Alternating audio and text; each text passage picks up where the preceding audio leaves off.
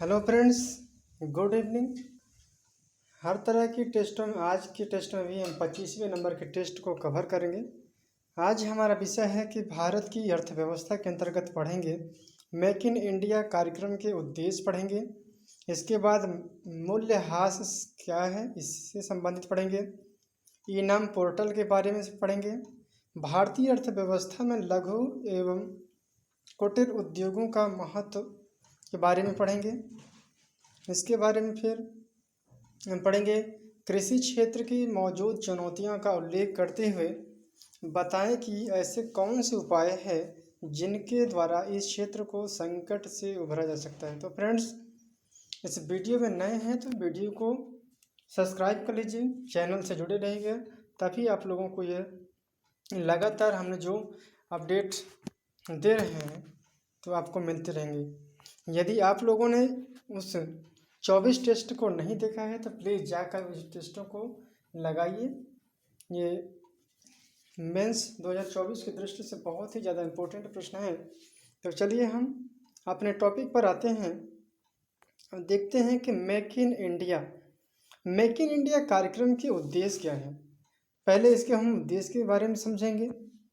प्रारंभ कब हुआ है ये, तो इसे हम 3 मार्कर में कैसे लिखेंगे।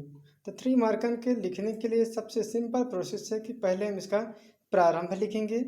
प्रारंभ जो कि 25 सितंबर 2014 को मेक इन इंडिया जो कि बना हुआ है, इसका उद्देश्य क्या है, ये किस लिए बना है, नवोन्मेष को बढ़ावा देने के लिए बना है एवं कौशल विकास संवर्धन के लिए अति आवश्यक है एवं उद्यमशीलता को बढ़ावा देता है। तो सिंपल प्रोसेस में आप लोग समझेंगे कि मेक इन इंडिया का क्रिस्टल पॉइंट को पढ़ेंगे कि इसका प्रारंभ जो कि 25 सितंबर 2014 को हुआ है। इनका उद्देश्य है कि नवोन्मेष बढ़ावा देना, कौशल विकास संवर्धन एवं उद्यमशीलता को बढ़ावा देना। हमारा यह कहना है कि इनोवेशन जब से डिजिटल इंडिया ने आया है तब से इनोवेशन बहुत तेज़ी से बढ़ा है। तो इसे आप 3 मार्कर में लिख दीजिएगा, आपके 3 अंक प्राप्त हो जाएंगे। चलिए नेक्स्ट प्रश्न देख लेते हैं कि मूल्यह्रास क्या है, इससे क्या तात्पर्य है। ये अर्थव्यवस्था से संबंधित प्रश्न है, इनको आप लोग अच्छे से डिटेल में अध्ययन करते हुए चलेंगे। जहाँ ज़रूरत पड़ेगी वहाँ हम समझाते हुए चलेंगे। तो मूल्यह्रास क्या है। मूल्यह्रास का मतलब होता है उत्पादन करते समय पूंजीगत साधनों जैसे मशीन हो गया, औजार है आदि के मूल्य में घिसावट अथवा टूट फूट के कारण जो कमी आती है उसे हम मूल्यह्रास या घिसावट कहते हैं। सिंपल भाषा में समझिए कि आपने जो पूंजी उत्पादन लगाया है, जैसे मान लीजिए मशीन हो गया, यदि कोई औजार हो गया, उसमें काम करते करते आपके उसमें घिसावट यानी कुछ थोड़ी बहुत मात्रा में नष्ट होने की संभावना जरूर बन जाती है, क्योंकि लगातार कार्य करने से कुछ न कुछ टूट फूट होती रहती है। इसीलिए उसे हम घिसने की प्रक्रिया को ही हम मूल्यह्रास या घिसावट कहते हैं। तो इकोनॉमिक्स की भाषा में हम समझते हैं कि उत्पादन करते समय पूंजीगत साधनों जैसे मशीन हो गया, औजार आदि के मूल्य में घिसावट अथवा टूट फूट के कारण जो कमी आती है उसे हम मूल्यह्रास या घिसावट कहते हैं। तो आप लोगों ने ये परिभाषा अच्छे से समझा होगा। यदि आप लोगों के 3 मार्कर में ये प्रश्न आता है तो आप लोग अच्छे से इसे लिख पाएंगे होंगे, क्योंकि हमने 2 बार से 3 बार तक दोहरा दिया होगा, आप लोगों को जरूर याद हो जाएगा। चलिए अगला प्रश्न देख लेते हैं। ई नाम पोर्टल क्या है और इसे लाने का उद्देश्य क्या है। ई नाम पोर्टल की शुरुआत होती है 14 अप्रैल 2016 को इनाम पोर्टल शुरुआत होती है। इनका उद्देश्य है कि किसान अपनी उपज ऑनलाइन देश की किसी भी मंडी में बेच सकते हैं। इस पोर्टल में अब 21 राज्यों की 1000 कृषि उपज मंडियों का जोड़ा जा चुका है।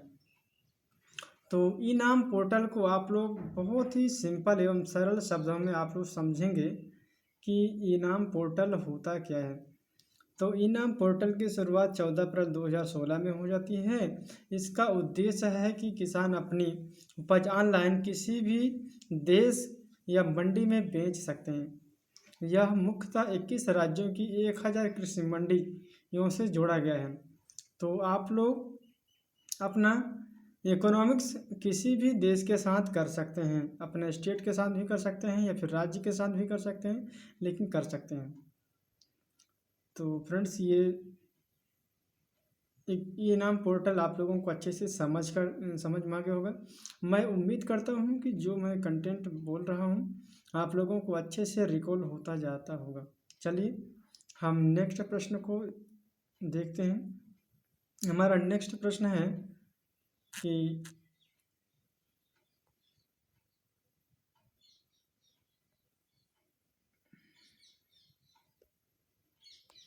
फाइव मार्कर के हैं कि भारतीय अर्थव्यवस्था में लघु और कुटीर उद्योग का महत्व बताइए।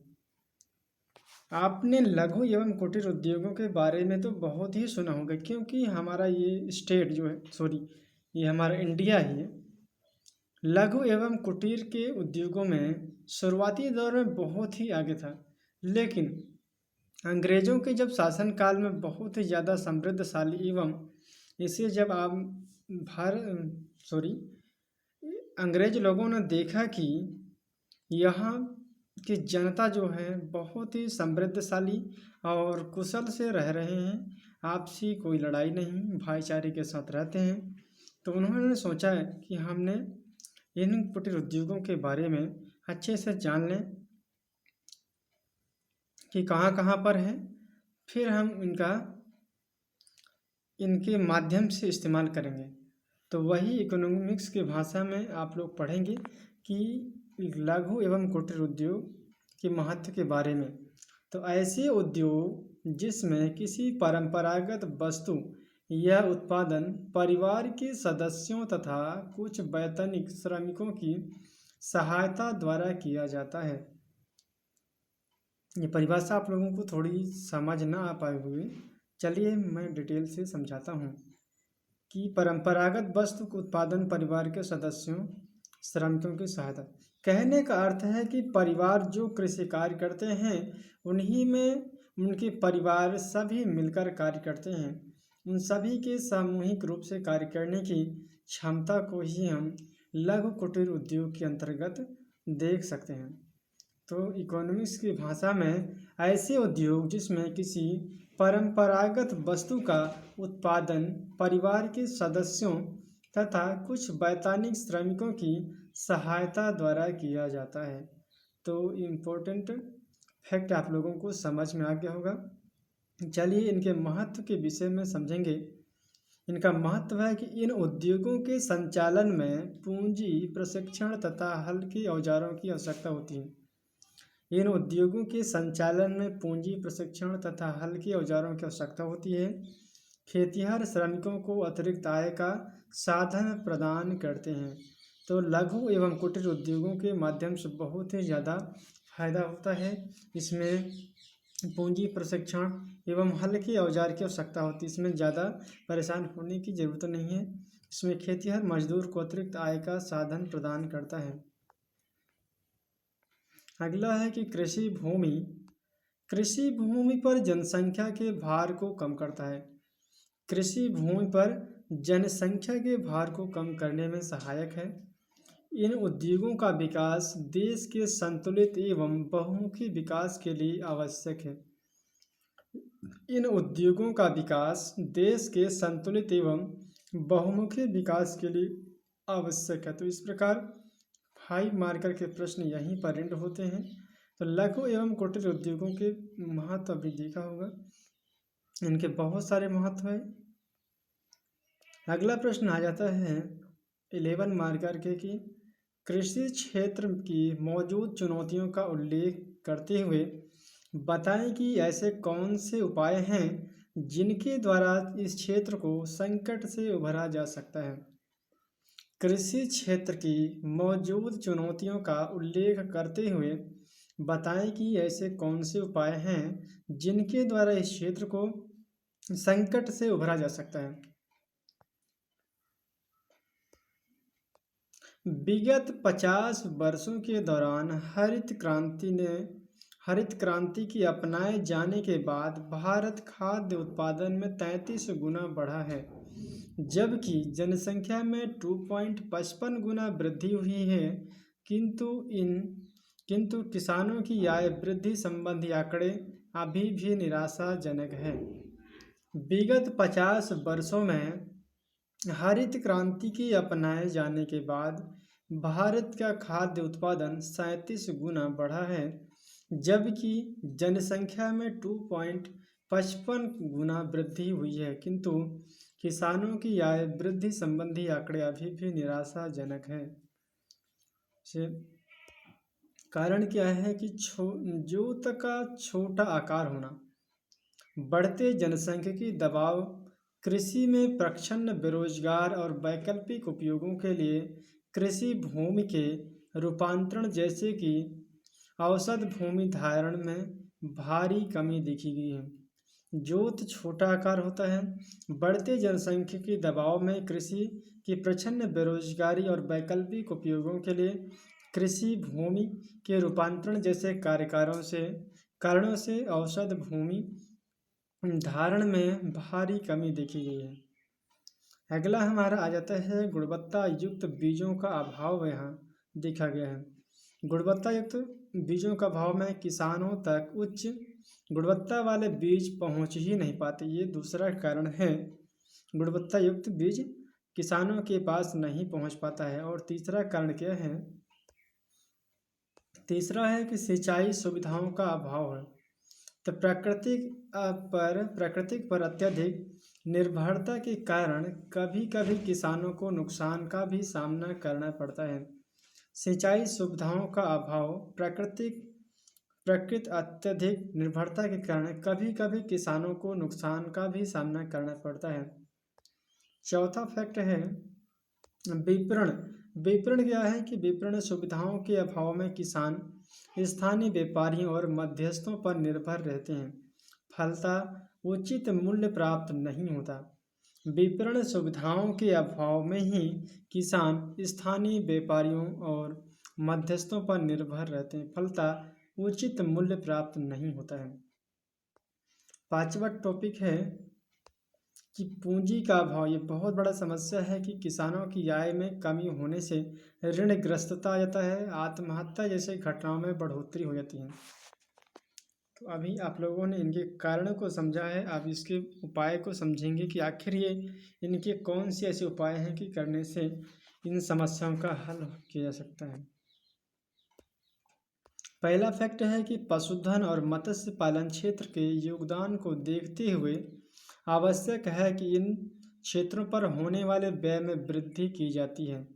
पशुधन और मत्स्य पालन क्षेत्र के योगदान में आवश्यक है कि इन क्षेत्रों पर होने वाले व्यय में वृद्धि की जाए। अगला फैक्ट आ जाता है कि कृषि में अनुसंधान और विकास पर खर्च को सकल घरेलू उत्पाद के लगभग 40% से बढ़ाकर 1% किया जाना चाहिए। कृषि अनुसंधान और विकास पर खर्च को सकल घरेलू उत्पाद के लगभग 40% से बढ़ाकर 1% किया जाना चाहिए। अगला है आधुनिक उद्यमिता को अधिक से अधिक बढ़ावा देने के लिए कृषि स्टार्टअप्स परंपरा करने की आवश्यकता है। चौथा है कि कृषि अनुसंधान एवं विकास में नूतन प्रयोग करने की आवश्यकता है, जिसमें सूक्ष्म कृषि, उच्च पोषक और प्रसंस्करण की जाने वाली किस्में, जलवायु प्रतिरोधक प्रौद्योगिकी, कृत्रिम बुद्धिमत्ता आधारित कृषि और बाजार परामर्श के लिए साइबर कृषि भौतिक प्रणाली विकसित हो सके हैं। अगला आ जाता है कृषि हेतु सरकारी प्रयास किया है। तो सरकारी प्रयास यह है कि राष्ट्रीय कृषि मंडी स्कीम लागू किया गया है, पीएम किसान सम्मान निधि योजना चालू किया गया है, प्रधानमंत्री फसल बीमा योजना चालू है, प्रधानमंत्री सिंचाई योजना प्रारंभ है। तो इस प्रकार आज का वीडियो यहीं एंड करते हैं। 25वें टेस्ट में आप सभी लोगों का स्वागत है। देखते रहिए कि जय हिंद जय Bharat. Thank you so much.